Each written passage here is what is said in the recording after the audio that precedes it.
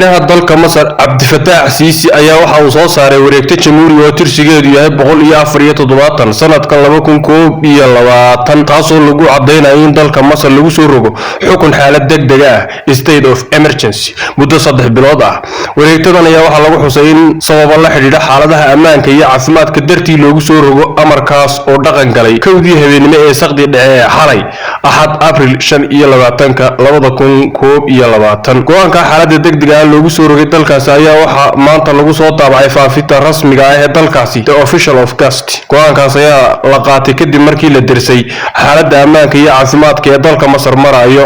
dhinaca kalena go'aanka ayaa waxa uu awood siinaya militariga iyo booliska Masar inay qaadaan tallaabooyin muhiim ah oo dalka lagu badbaadinayo waxa loogu yeedhay argagixisada iyo maalgelintooda, sugidda ammaanka gudaha dalka Masar, badbaadinta hantida dawladda iyo kuwa dadweynaha, dhowrista nolosha muwaadiniinta dalkaas oo tiradoodu gaadhayso in ka badan 100 milyan oo qof.